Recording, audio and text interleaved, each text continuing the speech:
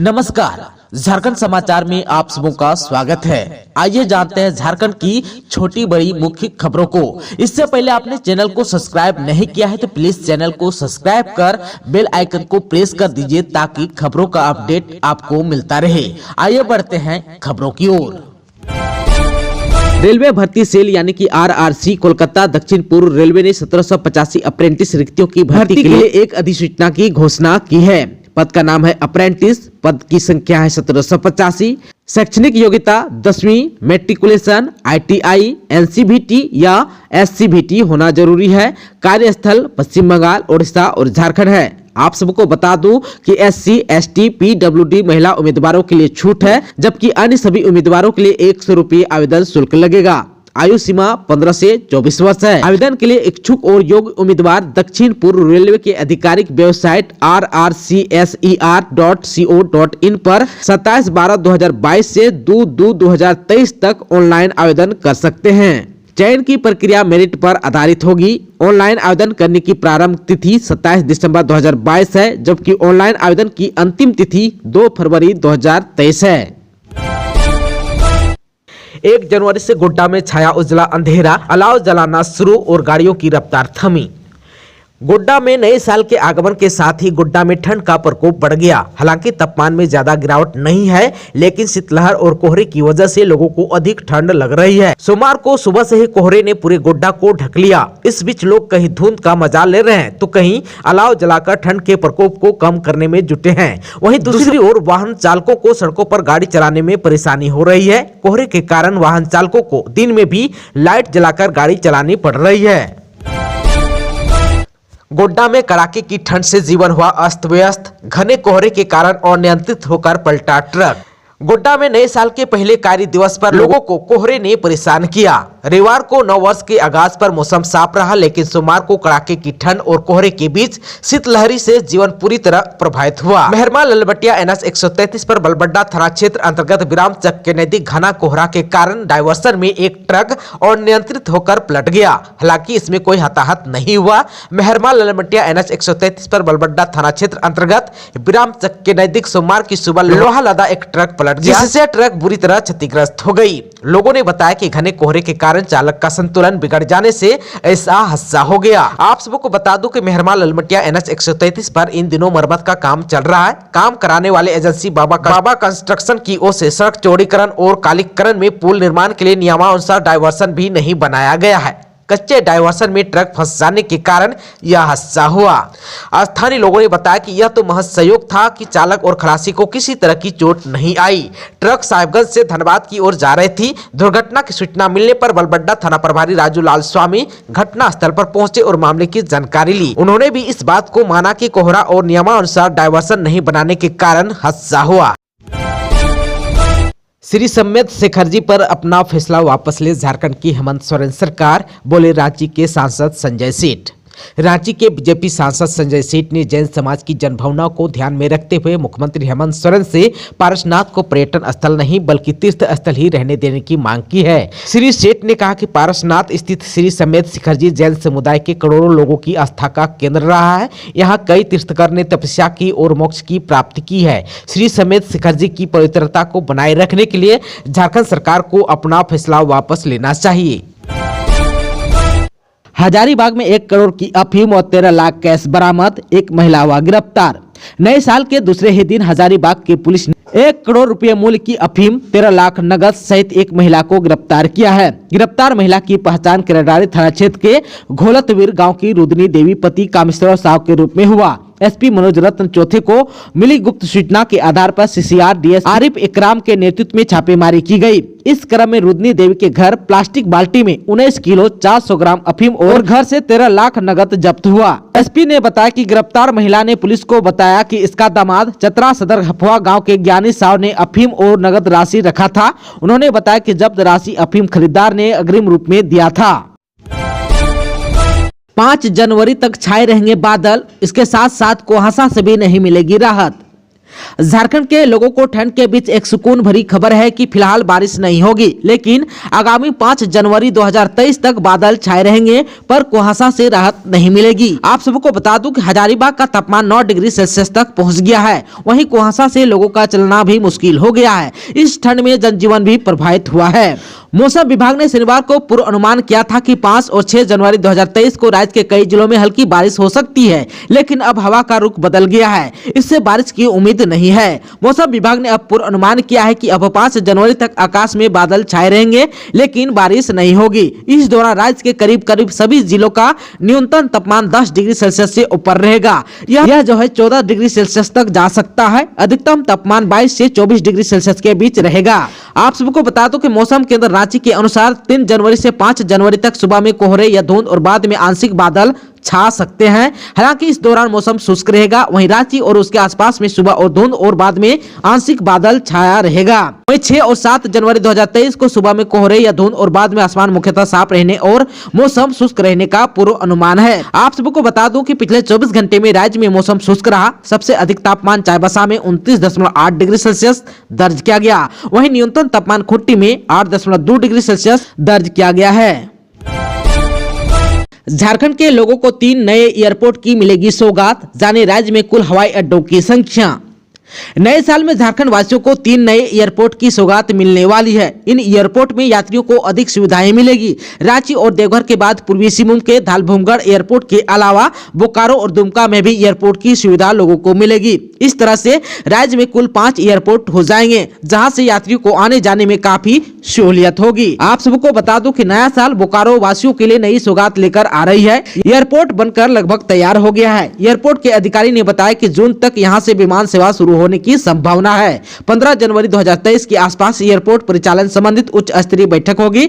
बैठक में विभागीय मंत्री भी शामिल होंगे। इसके बाद शेष बचे कार्य को पूरा किया जाएगा। एयरपोर्ट के अधिकारी ने बताया कि उड़ान योजना के तहत बोकारो एयरपोर्ट से पहली फ्लाइट कोलकाता के लिए शुरू होगी। इसके लिए स्पाइस एयरवेज ने एयरपोर्ट प्रबंधन से वार्ता भी की है। इसके बाद पटना बोकारो फ्लाइट शुरू करने की योजना है। एयरपोर्ट से यात्रियों की डिमांड पर बेंगलुरु और दिल्ली के लिए फ्लाइट भी करने की योजना है। झारखंड वासियों को वंदे भारत ट्रेन की मिलेगी सौगात, रांची से हावड़ा के बीच दौड़ेगी ट्रेन 18। नए साल में झारखंड वासियों को वंदे भारत ट्रेन की सौगात मिलने वाली है। रांची से हावड़ा के बीच नई ट्रेन चलाने को लेकर तैयारी जोरों पर है। सब कुछ योजना के अनुसार चला तो रांची हावड़ा के बीच वंदे भारत एक्सप्रेस यानी ट्रेन 18 चलेगी।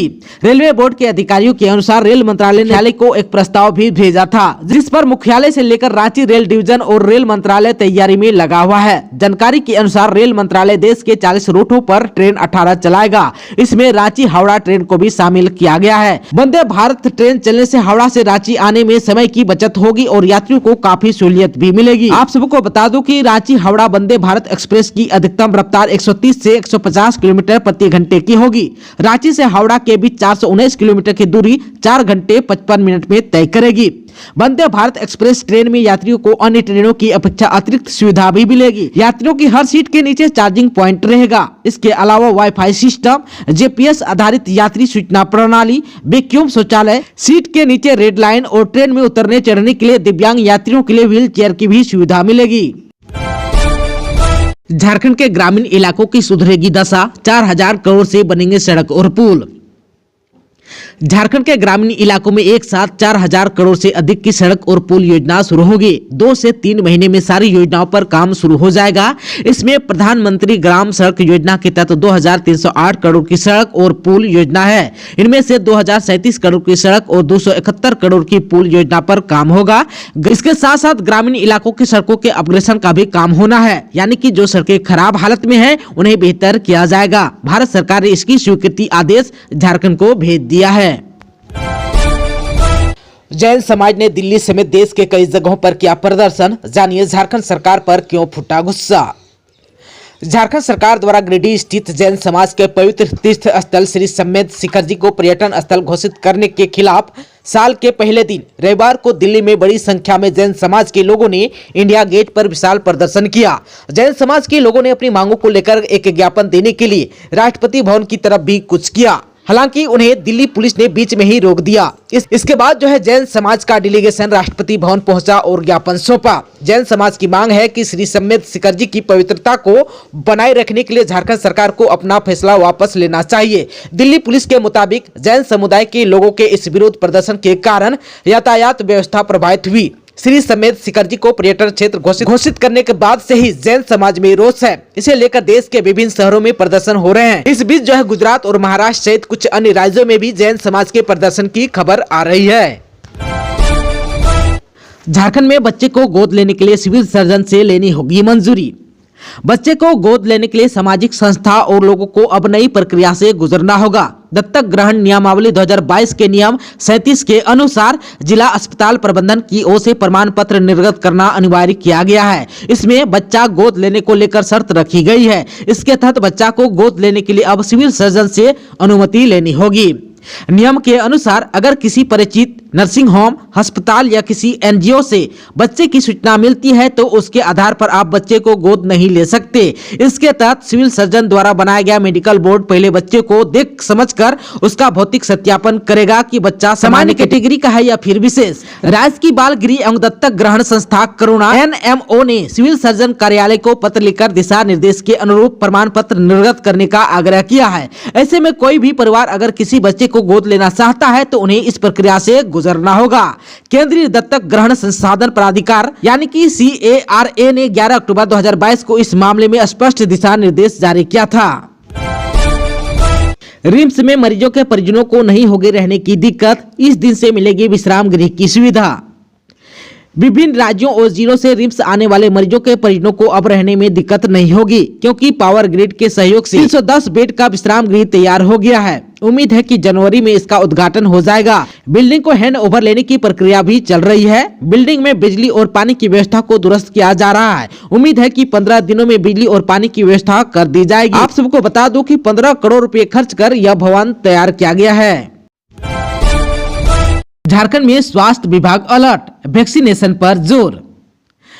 विदेशों में बढ़ते कोरोना संक्रमण को देखते हुए देश समेत झारखंड में स्वास्थ्य विभाग अलर्ट मोड में है। कोरोना संक्रमण की रोकथाम को लेकर सरकार भी गंभीर है। वहीं राजधानी रांची के रिम्स में इसकी रोकथाम को लेकर तैयारी जोरों पर है। हर दिन होने वाले टेस्ट को भी बढ़ाया जा रहा है। वहीं वैक्सीनेशन को भी बढ़ावा दिया जा रहा है। फिलहाल राज्य में कोरोना के 2 मरीज संक्रमित हैं। आप सबको बता दूं कि कोरोना संक्रमण की रोकथाम को लेकर सरकार ने रेलवे स्टेशन से लेकर बस स्टैंड और एयरपोर्ट तक शिविर की व्यवस्था की है। 1 जनवरी 2023 को बिरसा मुंडा हवाई अड्डा, हटिया और रांची रेलवे स्टेशन के साथ ही बस स्टैंड पर कोरोना जांच शिविर लगाया गया। इस दौरान 31 लोगों की रैपिड एंटीजन टेस्ट किट से जाँच की गयी। इनमें कोई भी व्यक्ति कोरोना संक्रमित नहीं पाया गया। आदमखोर तेंदुआ को पकड़ने या मारने के आदेश का इंतजार, गढ़वा के बाद लातेहार में मचाया उत्पात। गढ़वा जिले के रंका और चिनिया क्षेत्र में उत्पात मचाने वाले आदमखोर तेंदुआ को मारने या पकड़ने की तैयारी की गई है। इसके लिए वन विभाग ने हैदराबाद निवासी अधिकृत हंटर नवाब सफत अली खान से संपर्क किया है। गढ़वा के वन अधिकारी ने PCCF वन्य प्रणाली से हस्तक्षेप कर इस मामले में उचित निर्णय लेने का आग्रह किया है। गढ़वा के लोगों के साथ हंटर नवाब सफत को भी तेंदुए को पकड़ने या मारने के लिए आदेश मिलने का इंतजार है। आप सबको बता दूं कि आदमखोर तेंदुआ ने 15 दिनों के भीतर गढ़वा जिले के भंडरिया, रंका, चिनिया, रमकंडा आदि प्रखंड में आतंक मचाए हुए हैं। उसने अब तक 3 बच्चों को मार चुका है। साथ साथ में कई पशुओं को भी वह जख्मी कर चुका है। इधर जो है रविवार को सुबह ही लातेहार के बरवाडी में तेंदुआ ने छेछा पंचायत के पठान टोला गांव में मुश्ताक खान, जिनका उम्र 60 वर्ष को मार डाला। देश में कहीं से कर सकेंगे वोटिंग, घर जाने की नहीं होगी मजबूरी, चुनाव आयोग का है ये प्लान।